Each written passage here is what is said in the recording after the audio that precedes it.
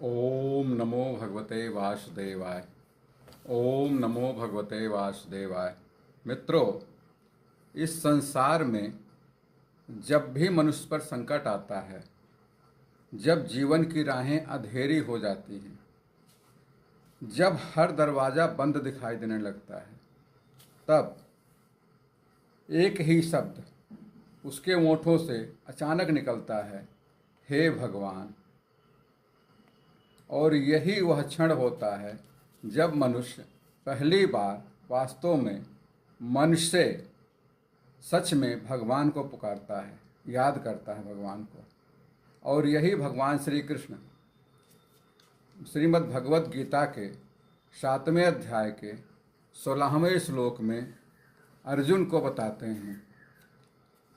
श्लोक है, चतुर्विधाम भजन्ते माम जनाः सुकृतनो अर्जुनः आर्तो जिज्ञासु अर्थार्थी ज्ञानी चा भरतर्षभः।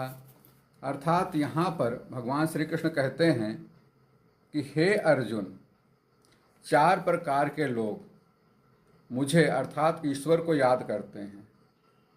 वो 4 प्रकार के लोग कौन कौन से हैं? आर्त आर्त अर्थात दुखी आदमी, जो दुखी आत्मा है, परेशान है। अर्थार्थी अर्थात धन, वैभव, सफलता, जीवन में सब कुछ चाहने वाला। जिज्ञासु अर्थात जिसके अंदर जानने की इच्छा होती है, ईश्वर कौन है, कैसे है, क्या है।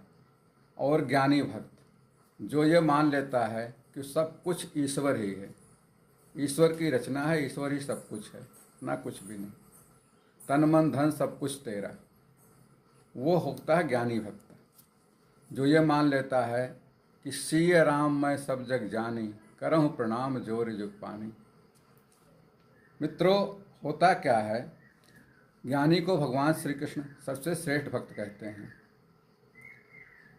इसी को भगवान ने भगवत गीता के 7वें अध्याय के 17वें श्लोक में कहा है कि ज्ञानी मुझे अतिशय प्रिय है। अब आपको बताते हैं कि ये भक्त किस तरह के होते हैं, कैसे हो सकते हैं। जैसे आर्त भक्त अर्थात जो दुख से पीड़ित है। आर्त भक्त मित्रों वो होता है जो दुख में है, संकट में है या भय में है, सिर्फ इसी में भगवान को पुकारता है। अदरवाइज भगवान को भूले रहते हैं लोग बाग।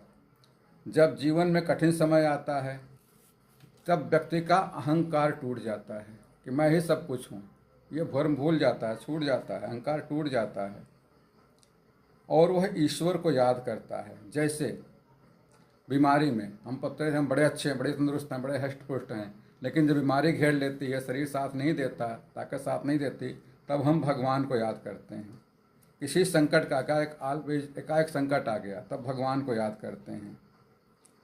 जीवन में कोई समस्या ऐसी आ गई जिसका समाधान हम नहीं कर पा रहे हैं, तब भगवान को याद करते हैं। जैसे द्रौपदी 5 पतियों के थे, जो महारथी थे, कोई नहीं जीत सकता था, लेकिन जब देख लिया कि 5 पति कुछ नहीं कर सकते, तब द्रौपदी ने भगवान कृष्ण को याद किया और भगवान कृष्ण ने उनकी मदद करी। और दूसरा होता है अर्थार्थी अर्थात लाभ चाहने वाला, जो जीवन में भौतिक इच्छाओं की पूर्ति के लिए भगवान को याद करता है। जैसे भगवान मुझे धन दौलत मिल जाए, दिक्कत है, परेशानी है, धन दौलत की प्राप्ति, सफलता, कोई कार्य कर रहा है कि उसमें सफल हो जाए, उसके लिए भगवान तुम्हें इतना प्रसाद चढ़ाऊँगा। आजकल ये नॉर्मल चीज़ें हो गई हैं कि भगवान मैं सफल हो गया इस कार्य में तो आपको प्रसाद चढ़ाऊँगा। ये भी है। परीक्षा में कोई टेस्ट देने गया है, टेस्ट में भगवान मुझे पास कर दीजिए, मैं आपको 1.25 मन चढ़ाऊँगा, 1.25 किलो चढ़ाऊँगा। ये तो चीज़ें हो रही हैं, यही भगवान को याद करता है। लेकिन भगवान कहते हैं गलत नहीं है, ठीक है, इसी बहाने से ही आप कम से कम भगवान को याद तो करते हैं। और तीसरा होता है जिज्ञासु अर्थात जो ज्ञान की खोज में रहता है। जिज्ञासु वह जीवन में ब्रह्मांड के रहस्य को जानना चाहता है। ब्रह्मांड में क्या है, अंतरिक्ष में क्या है, भगवान का वास्तविक स्वरूप क्या है, भगवान कैसे हैं, मृत्यु के बाद क्या होता है, इन चीज़ों को, रहस्यों को जानने की कोशिश करता है। वो जिज्ञासु भक्त है भगवान का।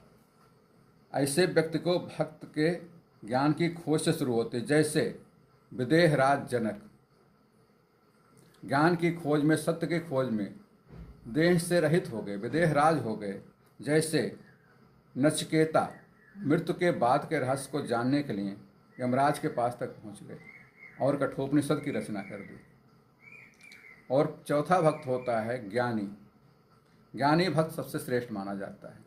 मित्रों, ज्ञानी भक्त में अंदर यह होता है कि वो सब कुछ जानता है। उसका एक ही ज्ञान होता है, एक ही सत्य होता है कि एकमात्र ईश्वर ही सत्य है। ईशावस्यम इदम सर्वमित किंचित जगत्याम जगत। संसार में जो कुछ तन मन धन सब कुछ तेरा, ये मान के चलता है।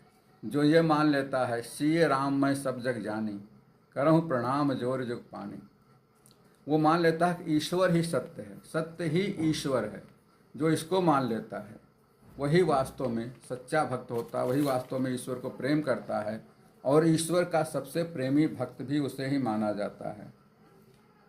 उसके अंदर यही उसको साधना में ला जाती है, ध्यान में, प्रार्थना में, श्रद्धा में, और उसको शांति, सुकून, आत्मिक आनंद की प्राप्त होती है। मित्रों, इस श्लोक से हम 3 चीज़ें अपने जीवन में सीख सकते हैं। पहले ये कि संकट के समय भगवान की याद करना, चूँकि संकट में कहते हैं हमेशा तो याद नहीं करते, सुख में सुमिरन ना करे दुख में करे सब कोय, दुख में सब सुमिरन करे सुख में करे न कोय, ऐसा कहते हैं। लेकिन ऐसा मतलब नहीं है।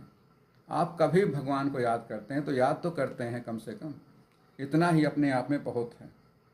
ये कमजोरी नहीं बल्कि आध्यात्मिक जागरण है। धीरे धीरे धर्म की तरफ आपकी रुचि बढ़ रही है। और दूसरा है निस्वार्थ प्रेम।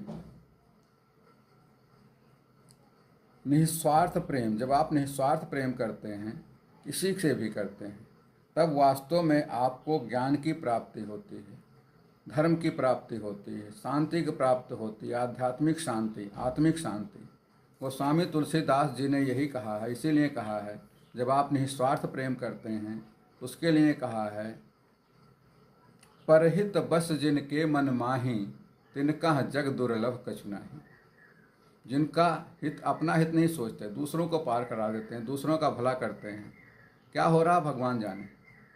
दूसरों का भला करते हैं, दूसरों का हित जो करते हैं, उनको संसार में किसी चीज़ की कभी कोई दिक्कत परेशानी आम तौर पर नहीं आती है। वो ठीक रहते हैं, शांति सुकून से रहते हैं। बस मित्रों, आज के लिए इतना ही। इससे अगले श्लोक में कल फिर मिलेंगे।